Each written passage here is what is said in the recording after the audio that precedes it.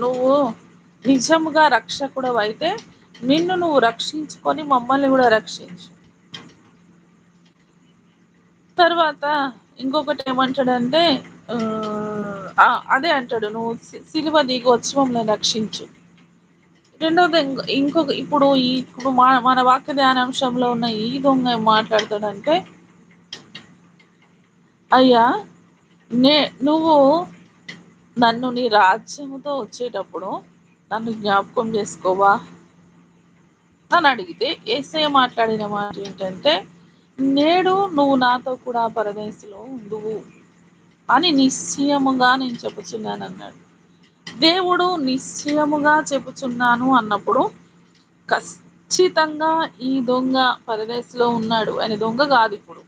పరదేశంలో ఉన్న పరిశుద్ధుడు. ఎందుకంటే యేసయ్యే అంటాడు గదా! "నువ్వు నేడు నాతో కూడా పరదేశంలో ఉందువు."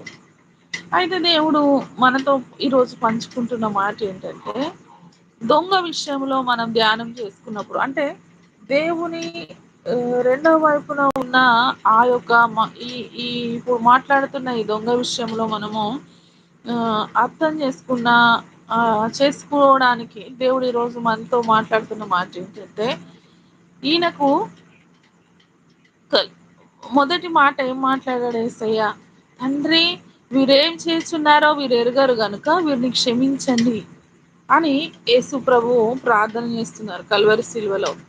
ఆ సిలువ క్రింద కొంతమంది జనాలున్నారు. ఎవరు అంటే సిలువ వేసిన రోమా సైనికులు, సిలువ వేసిన అక్కడ యూదులు గూడా ఉన్నారు. సిలువ వేయడానికి కారణమైన పరిసయ్యులు, శాస్త్రులు మరియు అక్కడున్నారు.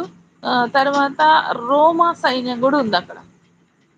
అయితే వాళ్ళందరూ నవ్వుతున్నారు. కొంతమంది శిష్యులేమో కనబడకుండా ఎక్కడికో వెళ్ళిపోయారు.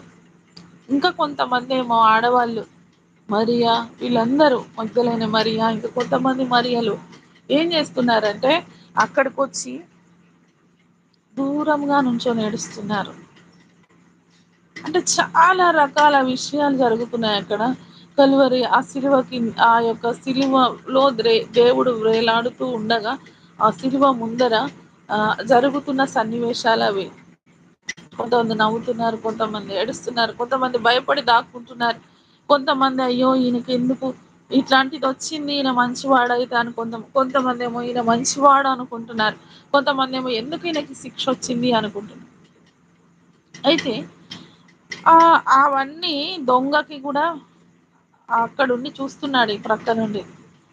ఇప్పుడు ఈయనకు ఒక మాట మనం అర్థం చేసుకోవాల్సిన విషయం ఏమిటంటే ఇక్కడ, ఈయనకు యేసుక్రీస్తు రాకడ అంటే ఆయన రాజ్యముతో వచ్చేది ఆయనకు తెలుసు. ఎలా తెలుసు? ఇప్పుడు ఒక కారణం మనం వెతుక్కుంటే సిలువలో ఇంకా వేరే సువార్తలలో చూసినప్పుడు ఈతను కూడా దేవుణ్ణి దూషించినట్లుగా కనబడుతది మనకు.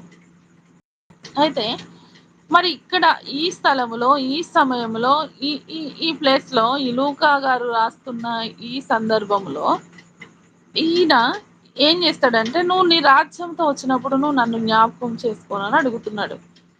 ఒక కారణం ఏంటిది? అంటే మనం ఆలోచించడానికి ఒక కారణం ఉంది. ఏం కారణం అంటే, సిలువలో వ్రేలాడుచున్న యేసయ్య ఏ తప్పు చేయలేదు. కానీ ఆయనకు శిక్షించారు అని ఈయన గ్రహించుకున్నాడు.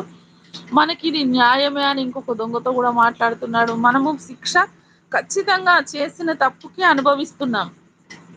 కానీ ఆయన చేయని తప్పుకి శిక్ష అనుభవిస్తున్నాడు అని ఆయన మాట్లాడుతున్నాడు. ఇప్పుడు ఆయన చేయని శిక్షకు అనుభవిస్తున్నాడు. ఈ ఈ చేయని తప్పుకి శిక్ష అనుభవిస్తున్నాడని మాట్లాడుతున్నా, ఒక రకంగా ఆలోచిస్తే యేసయ్య మొట్టమొదటిగా ప్రార్థన చేసిన మాట, తండ్రి వీరేం తండ్రి వీరేం చేస్తున్నారో వీరెరుగరు. కలువరి సిలువను గూర్చిన దేవుడు దర్శనాలు ఎందుకో మాట్లాడుతున్నాడు యేసయ్య. సిలువలో వ్రేలాడిన యేసు ప్రభువు ఆయన రక్తము ఏరులై పారింది అని మాట్లాడుతూ ఉన్నాడు. ఆయన శరీరం అంట ఊడి పడిపోయింది.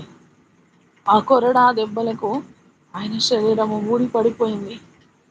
న్యాయస్థానంలో పిలాతు ఇంటిలోనే